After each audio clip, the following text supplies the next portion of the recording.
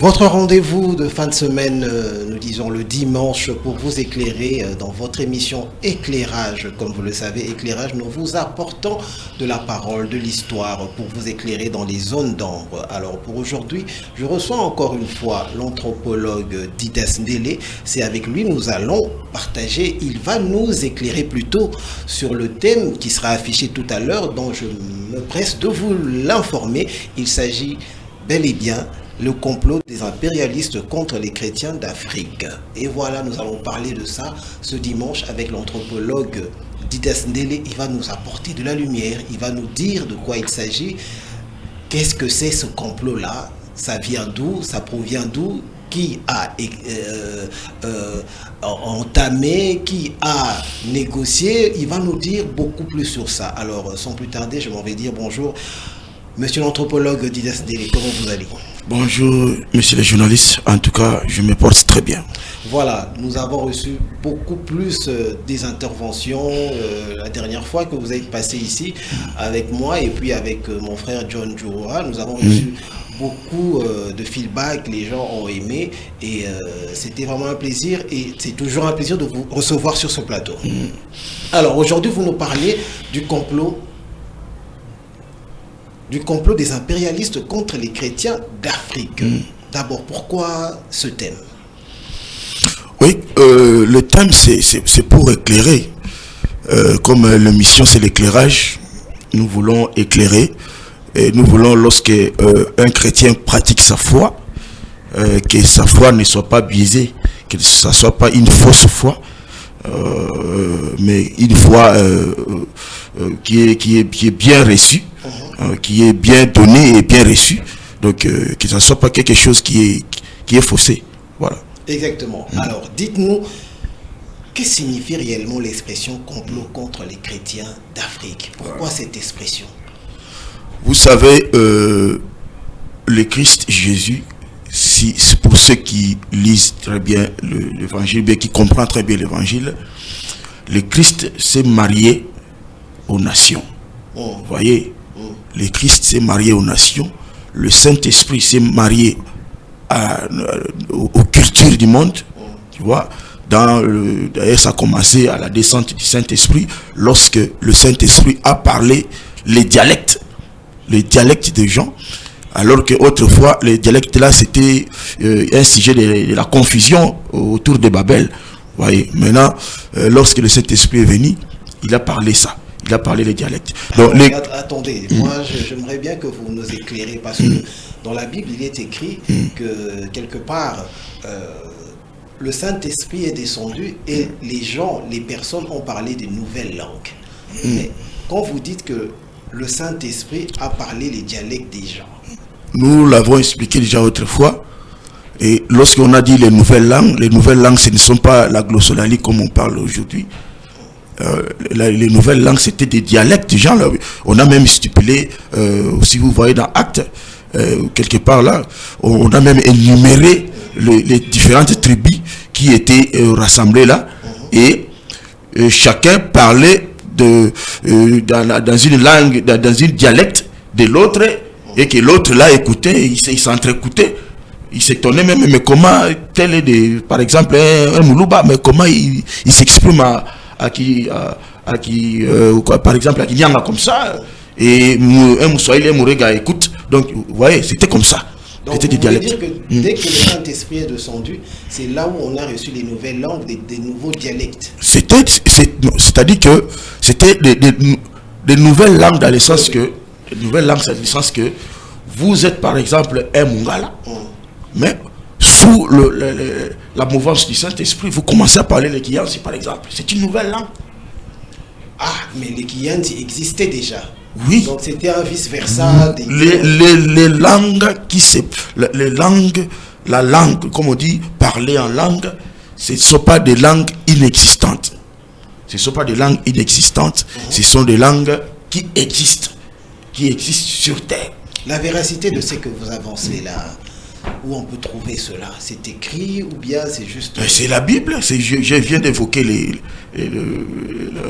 l'acte parce que autrefois là, nous l'avons déjà parlé. Oui, nous passons rapidement juste pour... C'est dans la Bible. nulle part on a parlé de glossolalie là. La Bible a stipulé que c'était des langues dialectiques, des langues vernaculaires des tribus. Très bien. Alors, nous allons nous serons bilingues parce que makambo yezo senga penda ba congolais ba landa yango bien ba congolais ba souche nyoso tout. Ba congolais ba souche nyoso tout ndenge nazali ko loba parce que awa tozali ko mema éclairage na anthropologue Didas Ndele nde aye ko lobela biso sur ce thème, le complot impérialiste contre les chrétiens. Complot impérialiste contre ba Christ ya Afrika.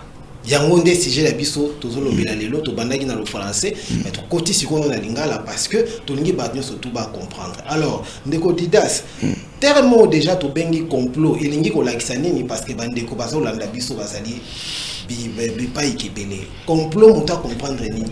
Bon nga dako linga to lobela no sujet na lobela sujet mais complot ezali ke eloko ba c'est une machination ezali eloko ba sali yango na ko batama yo yebate mais basali yango contre yo. Vous voyez, okay. Basali yango voilà. Tozotika ozo kota voilà. Matengaki to panzana no ba grand titre wana complot to comprendre. Siko impérialiste ndezali nini? Impérialiste ezali voyez ezali oyo bazo lingaka ko diriger monde ko guider monde hein balinga ko zala na pouvoir likolo ya nyonso. Au monitango nani kolo na biso Yesu abotamaki mukonzi Yesu tango abotamaki il y avait un impérialiste aussi qui a voulu influencer les mages, vous savez, un impérialiste le roi Hérode qui était aussi un partenaire de l'Empire romain. Azalaki alingaki ko influencer ba mage bazali ko kende ko tala nani Christ ndenga botamaki voilà ce boké kuna boya ko yebisa ngai. Voyez, c'est déjà un complot, il veut comploter. Voyez, que tout boya ko yebisa nga pourtant ba ko yebisa esika mwana azali esika mwana botami comme ça, il y a le gandeni a okende ko éliminer mwana. C'était un complot.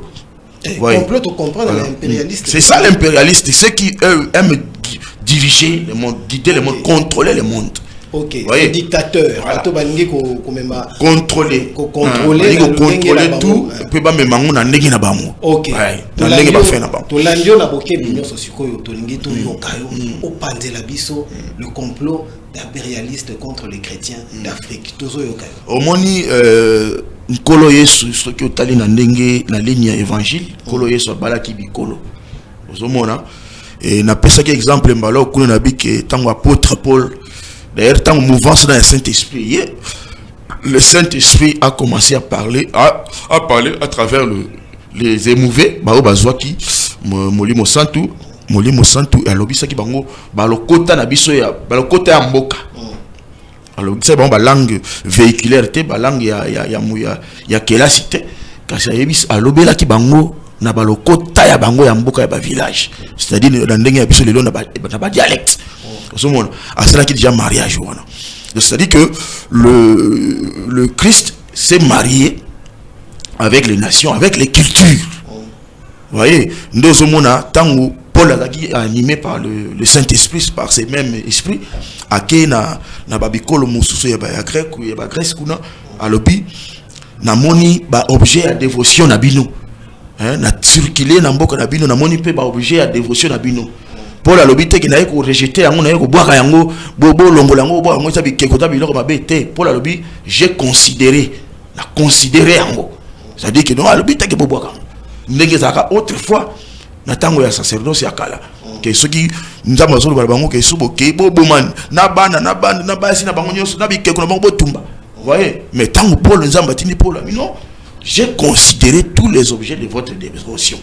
Na monipe na ndenge ya configuration na bino. Boutique peut espace mon quoi pour un Dieu connu yango na ye ko yaksa bino pe na ye ko tia nzambe na Yesu na ye bino ah ça dit que Paul a respecté la configuration locale, il a respecté la culture locale, la dévotion locale. On peut ça na verset autant Paul c'est oui ezali na acte to peut ça va verset on a nyonso na mission na biso passé beaucoup na YouTube na Didas Dadi Tidas officiel dans YouTube beaucoup monde a biloko na verset dans acte so autant il y a livre acte beaucoup monde a biloko na nyonso donc voilà. Et Paul est allé comme ça. Vous voyez, Paul est allé comme ça. Il a considéré les cultures locales, les cultures autochtones. Vous voyez, Paul, c'est Paul qui a évangélisé les Romains, c'est Paul qui a évangélisé les Grecs. Vous voyez, les leçons il y a catholique. Tu vois, c'est la culture romaine. Exactement. Tu vois, les culture romaine, c'est-à-dire que les mariage, il y a évangile, dans la culture, il y a Rome. Tu vois, ça le mariage s'est fait et ça les locaux. Maintenant, les évangélisateurs, tant on peut bailler en Afrique, oui. Il y a qui peut bailler dans le même esprit, il y a qui peut dans le même esprit, il y a qui peut dans le même esprit, bailler ko balisa Christ, na bikolo na biso. Vous voyez, mais malheureusement, ils ont été entraînés par les impérialistes. Tu vois, on a eu des révélations des lettres, même les empereurs, les rois de l'époque écrivaient aux évangélisateurs qui venaient évangéliser le chrétien de l'époque. Ils venaient évangéliser les Africains. Vous voyez, que non. Donc ils ont empoisonné quand même, ils ont empoisonné l'évangile. Donc ils n'ont pas voulu que. Ils ont corrompu. Corrompre l'évangile et même sans l'amour. Au lexicon maintenant, l'évangile est dans la culture d'Abisso. Vous comprenez? Et juste koyo, mariage il y a culture, il y a évangile et salimaki et banana qui na culture romaine, memi yango. Bazui qui dit oh et banana qui na culture mindele yango ba memi yango. Voyez, au lieu que ezala wana o ya romain on est tika pona ba romain. Ils ont pris ba ndenge ba libeli yesu na bango, o e pe tang ba ko yana ngo ya biso, to yamba pe yesu na ndenge na biso. Voyez? Par exemple, Sango Azolata alati sultan. Sultan ils allaient tenir ba romain de bataille kolata na ba ni na bango, na ba dévotion na bango. Ils ba biloko na bango nyoso na ba bike ko na bango ba ni ba ndenge na bango. Voyez? Mais chez nous aussi, tango par exemple ba prêtre il y a ba cérémonie, il y a ba boko na biso tango bazalaki. Il portait comme ça. Il portait comment? Tu vois? Et c'est là qui peut ezapé ko ba que les lots qui sont sous l'église catholique on a ça la tine zebola. Wana bandimi fo baba. Donc nganga koti na kati. Avec quoi nganga siko passer déjà c'est pas dérouter biso ici tout déjà dérouté tout ça sous bisoté. Ici pas dérouter biso normalement. Ce qui est yaki kaka ningi yaki. Donc moi tous attends soupe moi pe ba rafia ningi tout ba rafia na biso yakala. Moni pe ba soko nyoko obanda o matapeza na bonganga nzambe to ote ya to ça là olati pe rafia na yo. Tu vois? C'est ce qui devrait se faire. Ouais. Il y a eu plusieurs complots comme ça. Il y a eu des complots comme ça. Vous voyez par exemple les choses, il y a immigration, il y a tribus africaines. Les tribus africaines plutôt. Ce sont des choses fabriquées par l'impérialiste. Comment ça? Oui. En me basant na théorie, il y a Big Bang. Oui. C'est basé sur la théorie, il y a Big Bang ou il y a Darwin. Cette théorie qui heureusement rejoint le récit biblique, il y a création, la Genèse. Théorie scientifique, il y a Big Bang, il y a Darwin. Dans le récit biblique, il y a création, seulement que théorie à Big Bang, il y a évolution, de manière détaillée, de langage pragmatique, de langage scientifique. Cependant, le récit de la création biblique est de langage simple. Voilà, le langage résumé comme ça. Vous voyez, le langage simple. Mais c'est basé dans la théorie à Big Bang, on a connu que c'est basé dans la théorie wana récit oyo ya création biblique. Oyo ninge bandaki nzambe ninga keli mokili oui tiba da f makamnyos. Ces récits-là devraient être pour toutes les traditions. Ça devrait être pour toutes les cultures. Ça devrait être pour toutes les sociétés. ndenge kaka Adam koko ya bayuda basala ki na mabele wana ya Israël ya nini ya Ziminaire kuna. Vous comprenez? Nous devrons arriver à conclure que bakoko na biso pe basala ka bango pe ils étaient faits na mabele ba village na biso. Vous comprenez? Parce que immigration, ce sont des fausses choses pour des fausses histoires pour déposséder biso biso. Vous savez que finalement ils ont mabélé on peut zarabino pété. Voyez, ça na mabélé na biso nyoso balingi, mota muso babi o eke na Rwanda, o eke bo o zongi ba ça na nyoso balingi. Mabélé zarabiso te. Mais c'était ça. Mais mais en réalité, c'est au côté de la politique, haute politique. Hein? Parfois, ça vraiment, ça ne nous appartient pas. Vraiment. Voilà. Est-ce que le chef coutumier va face dans l'État, que ma belleza est face dans l'État? Les sols et les sous-sols appartiennent. Parce que tout le complot impérialiste, on a glissé question, le christianisme est-il aujourd'hui un outil d'influence extérieure ou une religion pleinement africaine? Christianisme est l'élo. Et comme arme moko, toko le beza arme moko ya ba étranger, ya ba impérialiste ou bien eza penda kaka religion pe o biso toko le ba en tant que ba africain. Ils allaient penda que ni religion africaine. Religion, les religions ce sont des fausses choses, ce sont des fausses histoires. Les abiloko malamuti ba religion. Olobi? Na lobi na yo, na lobi na bandeko que religion eza biloko malamuti. Eza na ngoba eza ba biloko ya bato basali. Ce sont des créations humaines. Des créations humaines. C'est-à-dire que nous devons savoir, nous savons tous, même nos ancêtres savaient, que Dieu, il y a un Dieu. Dieu existe, le créateur de toutes choses, le Dieu tout-puissant. Il est le Dieu de tout le monde. Vous voyez, là, il n'y a pas de religion, c'est la foi. On sait. Et Dieu là a envoyé son Fils unique pour sauver le monde, pour sauver l'humanité. Vous voyez? Donc, ils allaient nango pour na nini eza eloko moko na religion chrétienne, christianisme eza eloko moko te. Tu vois? Donc, christianisme ils allaient le kola résultat oyo ya complot, hein? Oyo impérialiste a sali na ba évangélisateur bazali qui déjà corrompu ba sali complot ba manipuler loko moko boye ba bimisi biso loko moko eza penza ya ngote. Est-ce que yé moko to cholo ba ke nzamba sakaka moko ndatinda ki monane pour ya ko sauver mokili. Yé moko monane tanga zalaki na mokili. Est-ce que tika ki christianisme ou bien ezalaki juste après yende ba basala ngo idéologie moko boye et puis ba tiango bi chacha et komi go bebisa.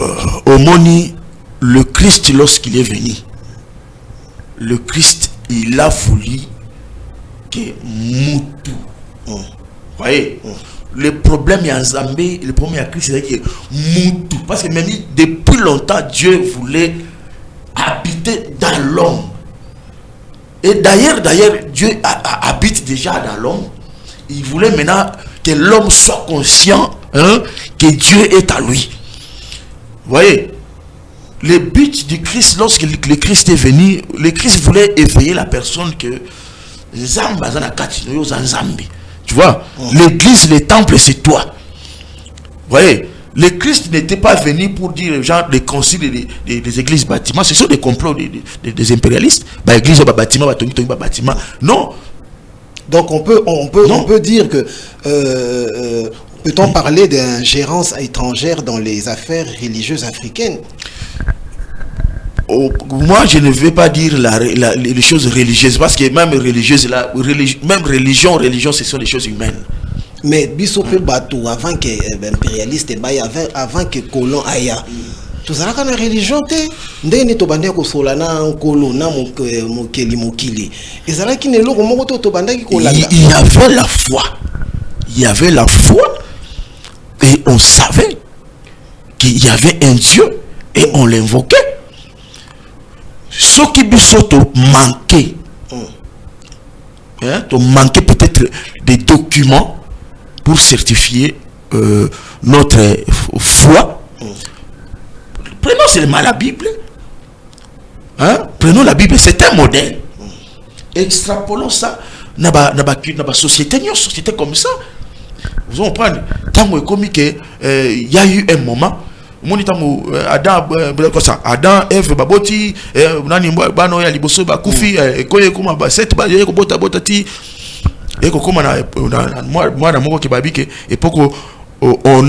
à cette époque, on a commencé à invoquer Dieu.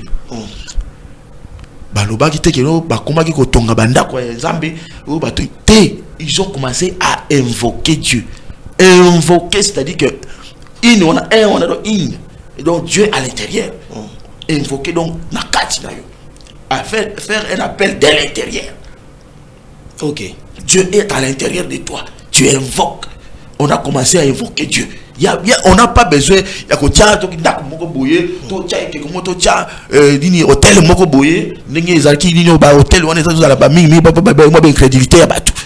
tu vois, non, ils ont commencé à invoquer Dieu. C'est l'état initial. Le point initial, donc on invoquait Dieu. Et même dans le temps d'Abisso, dans la culture, dans la tradition d'Abisso, dans la société d'Abisso, il y a Afrique, on invoquait Dieu comme ça. Mais na belle étoile pour tout ce qui est dans la Bible, tout ça qui est exemple parvi, avant parvi, blo moko bébé. Parvi on a papa yesima. Bon biso tout ça qui na ngote. Parvi on a yesima. OK. Ce qui aurait monté tango babani, on a commencé à invoquer Dieu. On invoquait seulement. Si on va bien invoquer, ça dit qu'il y a une carte dans mutu. Bon pogi et l'autre dans la carte dans yo. Pour belle là, l'autre dans la carte dans il faut on a besoin battre le et ça la carte dans yo. Si vous pouvez tous aller colober la complot na tango ya biso bato bazalaki nini prédisposé à quoi invoquer Nzambe. Et quand il y a banani, il y a qui motonio surtout bien il y a une hiérarchie moko boye banaki que non na sukamboka kuna to na chef coutumier wa sola kana Nzambe to moto boye songolo pakala to ki kozwa idée par rapport ya yango bah cause moni le problème c'est quoi tant aux moins na jeunesse quelque part bah comme que Nzambazo abia azo artanga regretter ninga sala ki moto alobike esprit nanga ekobando vanda susu ebando umela susu na motute hein ebando suka kaka 120 ans esprit nanga longwe ça dit que esprit ya Nzambe ezalaka na moto nyonso tu vois mais à cause de certaines incrédulités certaines insuffisances moto aza ko susu la pesate yango omoda za bakopona moto moko oyo azali mayele o azali effayé o azali akopona ye abandi ko communiquer na ye. Mais en réalité, bato wana nyonso baza d'esprit ya Nzambe. Mais Nzambe azali ko luka ko mbeba bango buke jusqu'à ce que mutu sikoyo akoma na conscience que na kati na ngai Nzambe azalaka na kati donc ngambo na kokota na communication na ye. Tu vois, na ba ère ya Moïse bazo tambo Moïse dem besoin la Moïse allo akuta na Nzambe. Mais ignorant qu'il y avait Dieu déjà dans la carte, mais il y a le code de Moko Boizab dans des verrues en côté, mais il est à l'intérieur de chacun. Vous voyez, nous avons compris à l'époque dans la bataille, il y a la société d'Abisso, la société africaine, c'était comme ça. Il y avait Bangouza, il y avait Bangouza, dans chaque clan. Dans chaque clan, il y avait des gens qui avaient des connexions comme ça avec Dieu. Il y avait des connexions avec Dieu. Des gens qui étaient droits, qui étaient trop sanctifiés. Il y avait des gens partout dans des sociétés. Surtout le complot impérialiste, pour tikala na ignorance to tikala koyeba te ke zape na bato babande ko sola na Nzambe lokola Moïse ndenga ande ko sola na Nzambe na Afrique pe zalaki na bato bande ko sola na Nzambe na ba tribu na biso. Ces choses-là, tous ces récits-là ont été effacés. Papa, même à Tasso, qui est le long de village oui, au chef coutume, ma solo, histoire, oh, bah, wapi, ce sont des choses, oh, yo, bazuna, ba livre. Tu vois? Ce sont des choses, bazuna, ba livre, qu'on a, mon livre, il y a bien bindé, ba lobeli, bango, abino, boutaki, bonde, comme il faut transmettre. Ce sont des fausses histoires, papa. Dans la théorie, il y a Big Bang. Ils ont expliqué que création et salimaki. Avant univers mobimbaoyo, il y a une grande boule, une énorme boule de feu. Une condensation de matière, des énergies. Univers mobimba. Il y a une condensation d'énergie. Et puis il y a une explosion. Ils ont pas dit ça, l'explosion. Et bazani borganite exopani. Borganite on exopani nde yango ebandi ko créer ba nini yoyo ba biloko nyonso irekoke ko ekelami ezala banzete ezala ko ekoma ba chaîne yo kuma tatie kuma batu banyama biloko nyonso wana mai donc bani na ba mai et bani ba mollusque ba champignon bani les donc ezokene tie ezokobota ba nzete banini et donc explosion de ça qui et si ta côté on ba ke le jardin de des années qui na nini na ziminaire donc explosion à Big Bang et ça les na ziminaire univers mobimade ya bonene so explosion poussière ngo ko ika na ziminaire ko ika wana et bani ko sala ba organique kaka wana do biso utika akuna do côté de ces qui a bisoté to yekoya non c'était faux. Anthropologue Didas Ndele, papa, l'opéra bisonane le complot des impérialistes contre les Africains, contre les chrétiens africains. Toningito simba openda bien. Les loto simba nini to comprendre penda toningito yeba complot nezalaki nini. Limbole la bisongo penda malamu. Ozomona complot wana ezalaki ya ko déposséder l'impérialiste lui voit la matière. À mon richesse mabele robozanango voyez ba or ba diamant ba biloko belé ba zap ba biloko ba mai mabele ka radio surtout zanango c'est une richesse azana besoin biso tozaki na ignorance ya ba biloko wana tozaki na ignorance pesate tozaki na ba tradition na biso ya kala nos ancêtres battaient le fer. Voyez, le lot c'est diamant ba ko lukango to ko kansa ki diamant ba ko lukango na sema belé diamant si vous remontez des milliards des années, des millions d'années lorsque l'homme a été créé les diamants ça qui lo ko lukango na ba kilomètre na sema belé ta. Vous voyez, pour moi na ba bango na nyoso ya linyo même tant ba kolo ya kalabayaka c'est pas ça que le ba diamant ba banga diamant peza bona ba prospection ka do tabona za ba luti li banga pe ya bien peza bo ba keno. Oui, il forgeait l'affaire, il forgeait des pierres et ba pena ko sala biloko nyos ba yeba ki ba o ko na nyos ba kam nyos ba yeba ki. On nous a effacé la mémoire. On nous a effacé la mémoire. Tu comprends? Faire tant aux hommes là-bas, ça, les Conga. Est-ce que les Conga, ça, la nini? Il délie au Ezake, baké de Koluka, bâtir, voilà, dans Babélé, bah, forger en haut, bah, c'est là où les Conga. Bah, on va bah, faire, bon, faire les arbres, il y a matière, l'ignote, bah, minéral, hein? Bah, on va trouver faire, car diamant, va trouver, cuivre, va trouver, mercure, va trouver, bah, il va biloko qu'on a nyos. C'est pas qui peut d'abord utiliser la donc modèle impérialiste il y a zalaki na maye les makasi il y a avancé par rapport à Babyloko au biso dozaki nango. C'est question de la civilisation. Au moins culture et la réponse. Hein? Culture et la réponse dans la situation dans zalango. Tu vois?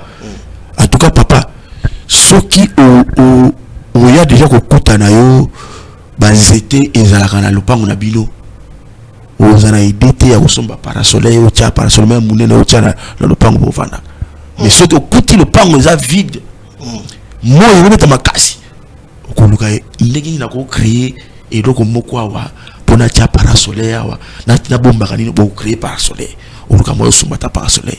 Vous voyez, les blancs, bazakina, bato bazakina carence, ya babelo ko belé. Côté na bango. Ils ont ce qu'ils ont fait qui va pousser moi réflexion. Vous comprenez? Parce que biso tozanango.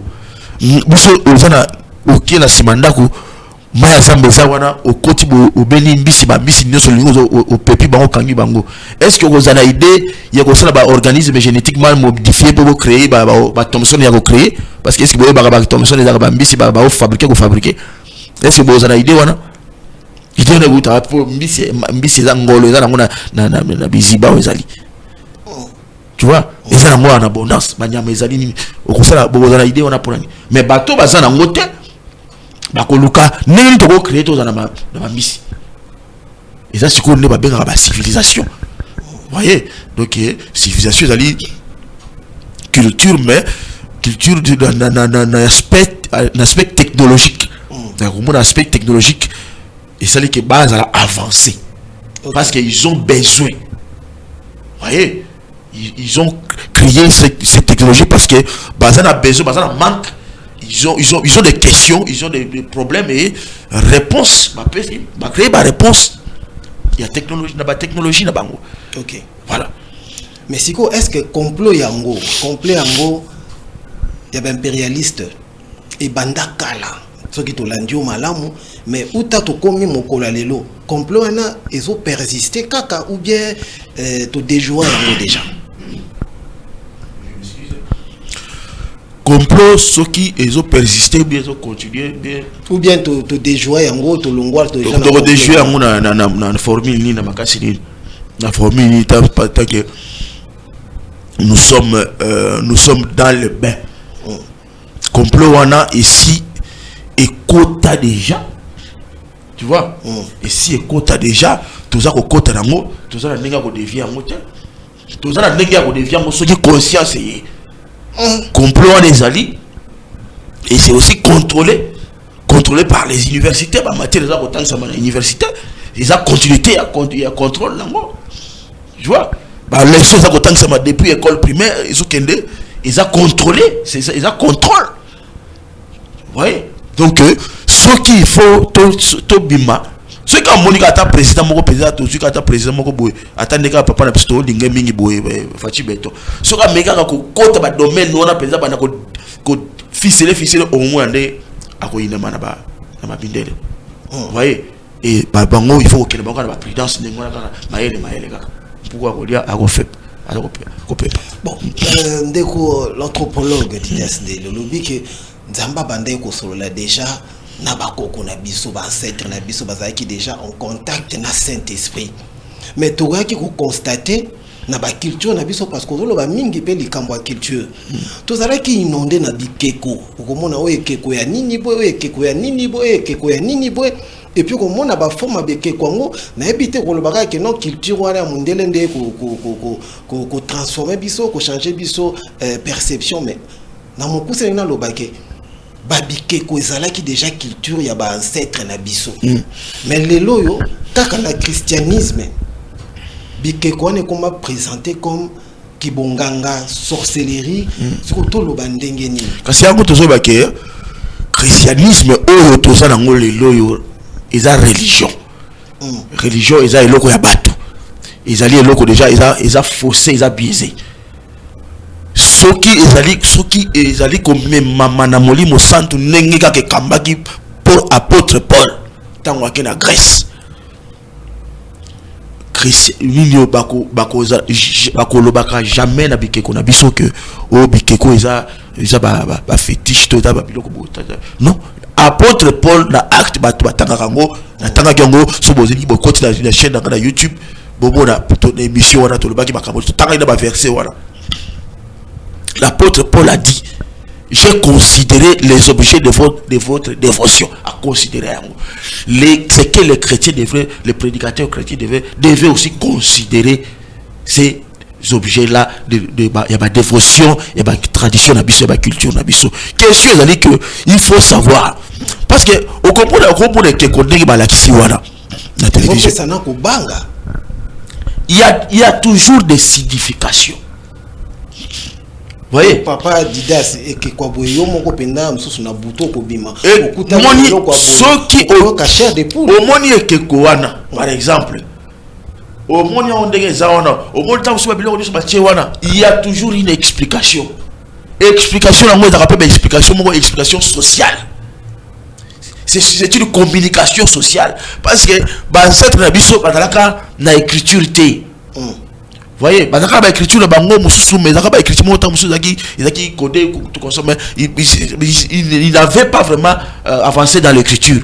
Maintenant leur écriture ezalaka babiloko ya ndengo wana. Ozomona na ndeko mo apesa exemple awa abi komona moni nini batie mutu alati masque yango wana na et que masque yana ma to minene que comment to minene hein mais ce qui autour d'explication mais masque comment to minene boy il faut autant aussi c'est là noki et là des mots mais ba surtout batie ma to yona minene pour que eza ko lakisa ke yo okomi mokonzi azaka na ma to minene ayokaka bato nyonso oyoki bato nyonso koto oyoki peuple koto kosala makambo oyo lingi okaka te yoka pe baninga uzomona ezaka na ba signification mais sans toutefois oye batango moni kaka ekeko moni keko batie mato minene bi oyo c'est un démon oyo zazabolo alors que bana na ndako boye bakokoka te so mwana parce que bana baza culturé te bakomi ya déculturé voyez baza sous enculturation des sociétés baza déculturé donc babilo connaît komi bakomi étranger na culture na bango moko na likolo ya mabele na bango mais kaka na complot wana ozali koloba na kati ya complot na nde bayela biso Yesu Kristo kaka na kati ya complot na nde bayaka na Yesu Kristo mais si wo soko landi christianisme olandi religion ya Yesu Kristo bayeli biso ezali ko condamner babikeko tozali komona oyo tokoki ko comprendre nini lelo image ke koma lokola kibonganga et koma kubangisa ka nde toti komona na eza ko effrayer so to loba nini que religion ya bato bayaki ya ba colonisateur ya ba impérialiste elekaki oya biso na makasi communication na biso na mokeli nzambe oya keli nyoso tu ezalaki faible pour ba ko dominer biso tina niveau ya modèle boy domination oyo yaki wana c'était une domination forcée c'était par la force bayaki na force bataki la minduki bayaki na imposition voyez il y a eu des résistances il y a eu des résistances jusqu'à ce que comme tam supo au vivre bien pour que ça en paix na bango parfois il faut collaborer il faut collaborer na bango to yebi ba tipo bazaka ba komaka ba célèbre tipo ngongole teta hein ils étaient des célèbres na époque voilà jusqu'à aujourd'hui dans l'histoire c'est parce qu'ils ont collaboré avec des blancs parce que batali que précieux ali makasi voyez précieux ali makasi ils ont collaboré avec les blancs allez c'est-à-dire que bayaki na force na position de force bazana ba minduki bazana technologie déjà avancée. Donc bangisa biso ezalaki technologie avancée ya impérialiste ya colon ayaki na biloko oyo ezana ki na force voyez ayi na force ayi ko imposer akoki ko na par négociation ayi na ba négociation ba biloko moko oyo ezo sepelisa yo ezo monango danger ou accepter oteki ceux qui osa résistant akina on a nino na force. Ce qui a monique la force, on appelle résistant, on appelle biloko pe ya bokoko pe zali a bengi ba religieux. Boya ko évangéliser loko. C'est une évangélisation, une fausse évangélisation. Tu vois, il y a ça la posa peut un zambo ba évangélisateur bazana été, il y a ça la posa ka yo olongwana na confort na wana pour que y a son moyen ya ko attaquer ya moyen ko longola na kitchen mabele ono zali pour ya posséder mabele wana. OK. Mais sikoyo Christ yemoko. Est-ce que akoki kozala contre babikeko oyo ezala ki significatif na ba religion na biso na ba culture na biso na ba ancêtre na biso ou bien bakoka pe kozala compatible? Au moni, on a toujours que les chrétiens, les chrétiens, ils sont très mauvais. Mon frère, les leçons où tu es dans l'hôtel, au pignon, une église. Là, il y a une église, il y a une église, il y a un frère, il y a un frère, l'église, frère, où tu es dans l'hôtel, là, moi, si. Il y a un frère, il y a un mais c'est que tout dans Jésus. Bah il s'agit que Jésus frère wa uti hôtel. Jésus ko loba ba oni. O ya kota na hôtel té. O ya va na moi c'était. On doit encourager bateau. C'est-à-dire quoi? Na loba nini? Au moni le Christ c'était un sage. C'était la sagesse même. Bah écoute na ile kambo. Mbongo yo ezana ya kaisa to senga biso banini to futa to futa te ba disciple ya kota mo kembe da motambo oh il est pas là ici le logo ya César mais c'est la César na kasa bongo ba komi o ba komi photo ya César bongo alors ba photo ya César pesa na tu vois et ça biloko na bango pesa bango mwana wa za mwana ya famille aza mwana ya clan nini. Mais bon pesa na clan na bango. Boss boko kisa makambo ya clan na bango. Aza mwana ya lokoti mwana na balabala, te na lokoti na balabala te mwana tatane aza muluba, maman na mais pesa biloko baluba ni basenga na baluba. Vous voulez quoi? Respecter dévotion na bango. C'est quoi on a mis à comprendre Bible c'est koloba, tu ne te feras pas des images taillées. On a péto lobaka kake impérialiste pe atripotama monke parce que ce que total na culture na biso to ça ba tabibi keko ya ba symbole les images taillées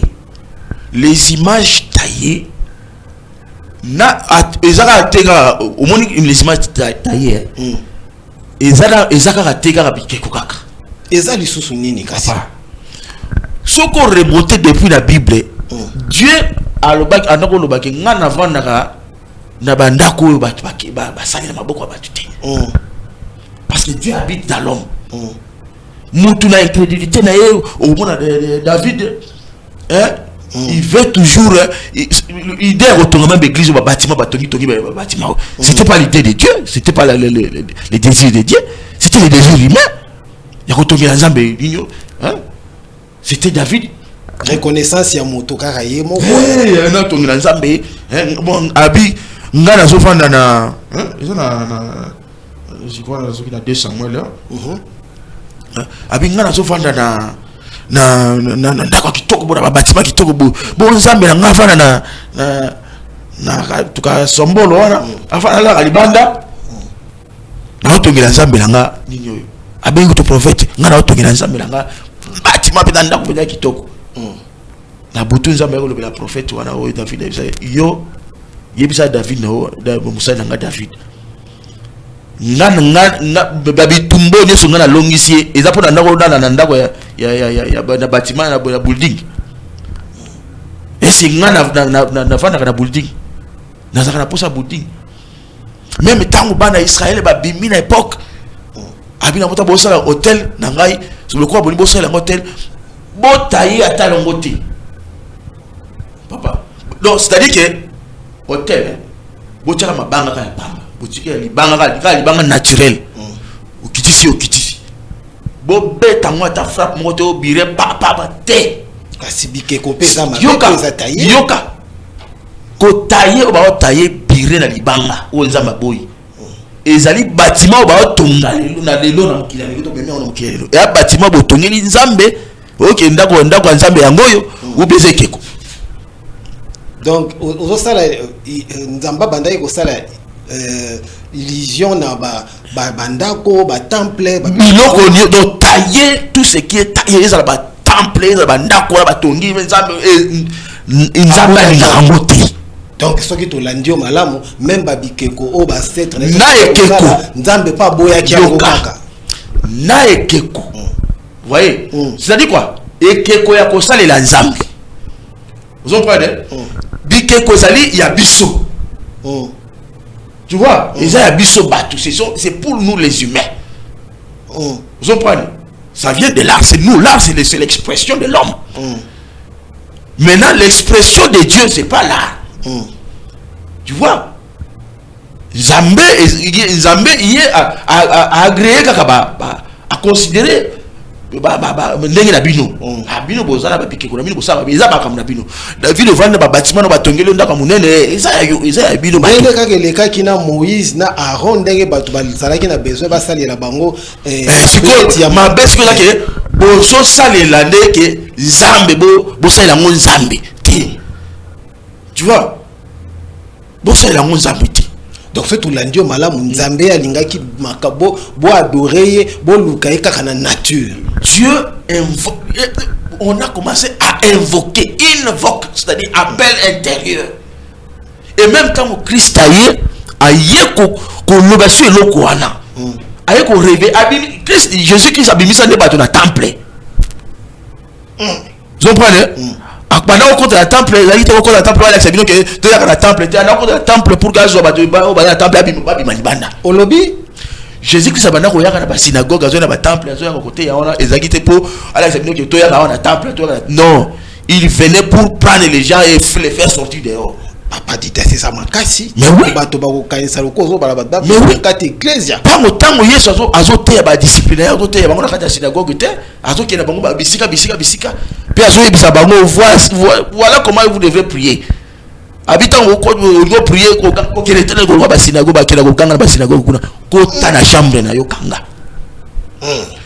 Ton Père qui est dans les lieux secrets, les lieux célestes, les lieux secrets, c'est l'intérieur de toi. Ya solo en tout cas bozolanda biso na média business télévision na internet bozolanda biso na YouTube na ba TikTok réagissez par rapport ya ba éclairage ndeko Didas Ndele amemeli biso na plateau oyo ceux qui peut bolingi beaucoup en contact ou bien débat contradictoire soka kozala disponible on va vous recevoir na plateau pour éclaircir biso lisusu mais toujours recevoir ba message vocaux na bino tinda message vocal na yo tinda SMS na yo ndeko Didas akotanga yango et puis on va réagir. Alors ndeko Didas tozolobela le complot des impérialistes contre les chrétiens d'Afrique. Toyo ki olobi olakisi biso talisi biso que tozaka na kati ya complot na tilelo sikto tolandio malamu. Mais que devons-nous faire? Tokotika la kaka na kati ya complot na tokotika la kaka coloniser tokotika la kaka boye ou bien ma piste de solution ezali. Les pistes de solution existent. Les pistes de solution existent et tout repose dans l'éducation. C'est-à-dire qu'il faut c'est-à-dire que qu'on zonga, qu'on vanda, qu'on bongisa ninyoyo, tokoki ko tangisa dès l'école primaire. Mwana ninyo toko teyaka na ba mangomba ninyo toko salaka donc ni eloko nyoso il faut to reformuler yango na kozonga nano na biso nano retour ou bien recours on devrait d'abord retourner voyez retourner et refaire la thématique une bonne thématique pour tous les domaines d'éducation de la population africaine. Est-ce que les lois exactes parce que tous prêter les sous attention à ba chef coutumier ou bien to longoli bango qui bokondi na bango pour les lois chef coutumier les lois en Afrique ils ont représenté les sous presque eloko mokote ba komi ko boma ba chef coutumier lokola bazo boma mbwato nyama moko boye chef coutumier oto yebaki kala ke chef coutumier même pona ko accéder na kati ya espace moko boye okomona makambo minene pe ya msoso baloki ozongi mais lelo na Afrique pour ne pas parler seulement de la République démocratique du Congo chef coutumier lelo to komi ko mona ba chef coutumier ba komi ko tambola na ba jeep chef coutumier comme ça na kati ya bureau bien climatisé toki ko sala ndenge nini pour ba chef coutumier dès mokili ezala pendant l'époque ya ba koko na biso ba setre na biso chef coutumier azalaki moto oyo toki ko loba pa bande ko sola na Nzambe pour na ko protéger territoire mais lelo soko tali chef coutumier lelo yo ezopesa na pasi ndeko Didas Ndele okoki ko loba nini? Mon frère tango biga chef coutumier chef coutumier, c'est péjoratif. Ils ont minimisation, ils ont minimisé. Ils ont péjoratif. Chef coutumier, ils ont un langage impérial, c'est un langage colonial. Ils ont originalité. Donc on a même chef coutumier, on est impérialiste. À l'époque, on avait des rois. On avait des rois. On n'avait pas de chefs. Chef coutumier, ils ont des administrations. Administration coloniale, il va comme chef coutumier. Chef coutumier, ils ont administration coloniale. Et comme il va un chef de bureau, un chef coutumier, c'est ça non? Chef coutumier, c'est une nomenclature là. Et ça ne fait pas partie de nos. Ça n'évoque pas notre tradition. Ça donc avant colon, avant impérialiste, il y a biso tozaka la chef coutumier. Chef coutumier, ils allaient biloko ba colon, ils allaient biloko ba colon, ils administration. Colon a qui kokutana ni ba roi. C'était des rois. C'était des rois. Mais administration pezalaki na ba. Bah roi ba l'administration là, bango ils étaient organisés. Mais c'est quoi bango la colonisation ba jusqu'au ba roi na ba diminuer bango ba komi ba comme le roi ba chef ba comme le roi ba capitaine ba chef comme si bango ba comme si mon administration na bango colonial dikambango eza somo ba comme ba chef coutumier. Est-ce que le chef coutumier à côté de la ministre de la justice par rapport à la décision que ils ont mis pour sur Mabélé là le sol et les sous-sols appartiennent à l'État. Bah il y a un monde ba chef coutumier bakati ba comme moi ba organe na kati ya nini il y a administration. Il y a un système, ils sont plus des rois, ils sont calés, ils ne sont pas rois. Bon, il y a beaucoup de choses à dire. Mais qui protège maintenant le territoire Nabiso, la tribu Nabiso? Les lois qui protègent cela? Qui protège comment? La tribu, le territoire, l'origine Nabiso. Banani baza siko les lois garant. Il y a qu'à protéger. Système, on est un système déjà fracturé. Ce sont des systèmes déjà fracturés. On est théorie. Ce sont des systèmes déjà fracturés. Donc vous voulez dire que les loyaux, l'Africain ou le Congolais en particulier, donc tozongi pendana o ba ancêtre na biso ba salaka o ba pesaka mwanzela. Donc togomenyo surtout togomenyo surtout. Il les a suscités. Même aux hommes même les chefs coutumiers recourent à la magie pour protéger pour sa protection. Ils font des recours à la magie, ils font des recours à la biloko belé qui na ba mboka ba dini ba na mboka so okuta mutu moko 4 années bazamba 4 années bazamba na coulisse kuna.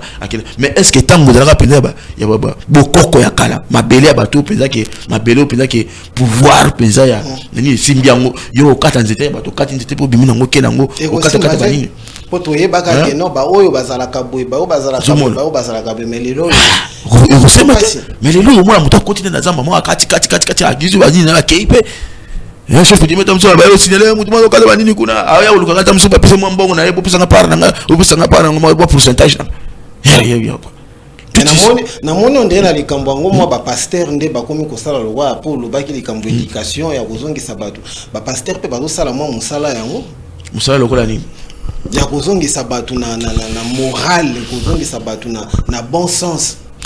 Oui, les vertus, les bons sens, ils les vertus, enseigner les gens les vertus,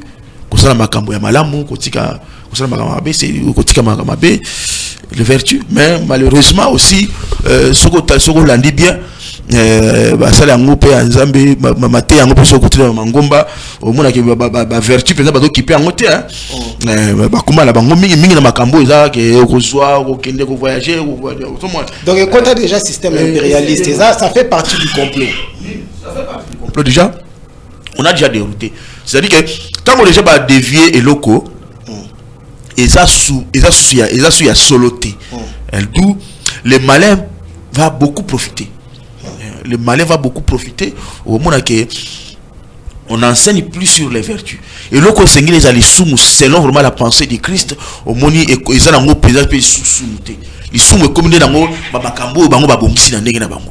Vraiment. Voilà. Ndeko l'anthropologue Didier Sindele to komi na soka ngongeke mwambango mais na mokuse lelo bato basimba nini par rapport ya tema lelo oyaki polo bela bato nini bato basimba nini pe basala nini tozo yoka yo poto sibisa na yaki kolobela bango que ils ont été complotés par l'impérialiste, notamment dans le sujet à immigration.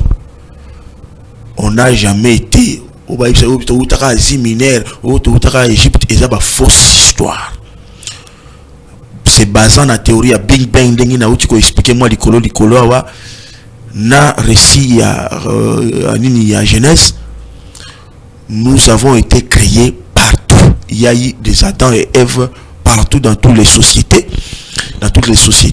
Et voilà, il y a eu des Adam et Ève dans toutes les sociétés et nos ancêtres ont été créés na mabele oyo bazali oyo biso zali ma ancêtre ya ba pende soki mboka na bango soki kikwiti bakelama na mabele wana ba ute sikati parce que komona kaka na récit yango eza kaka biso bato nde touta bisika mosusu mais kuna bango ba ute sikati ba français basalaka wana lisolo ba français ba utaka bo esalakati lisolo ba juif ba utaka bo bazalakati ba bango bakelaka bango wana c'est nous qui venons d'ailleurs et c'est un complot où ba falsifier biso soko suka un récit biblique ndenge nzambe azo ndenge basali nzambe bazo expliquer ndenge nzambe akeli na Israël et ça ndenge moko pe nzambe akeli na ba société nyonso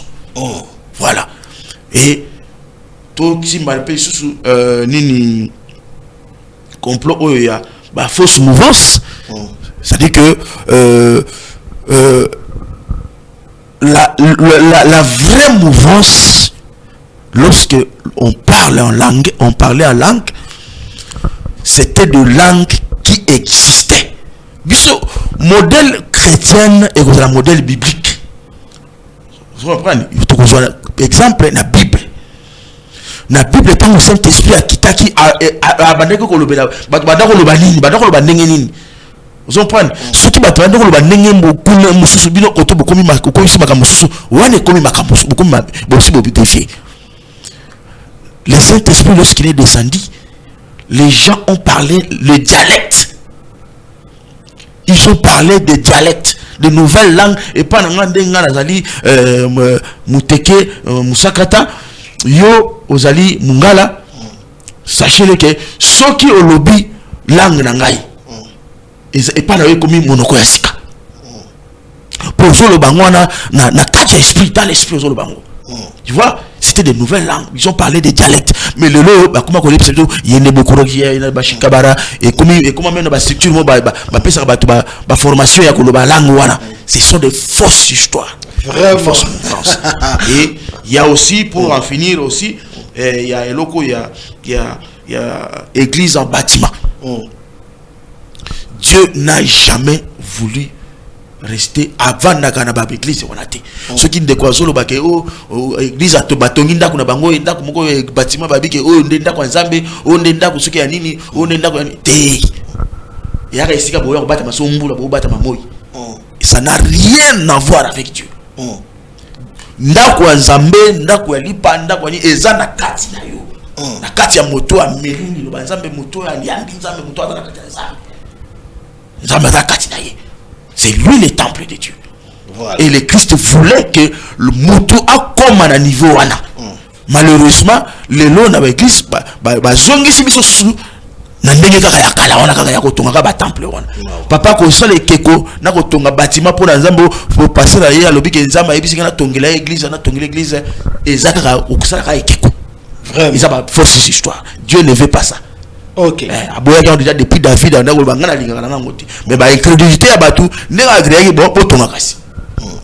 le complot continue à exister. Mamine Ndouni, l'honorable Didi Ditadi Bolandi, anthropologue Didas Ndele Ndenge a Fongoli Biso éclairage awa. Donc le complot continue à frapper.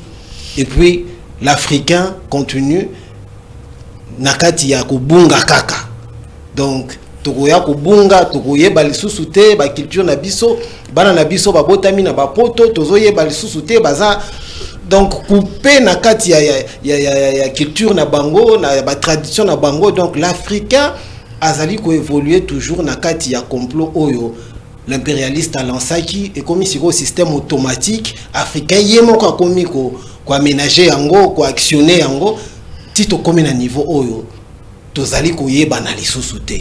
Alors c'est très difficile, c'est triste pour les Africains et vous allez bien tozonga penda na ba origine na biso pour tous se retrouver.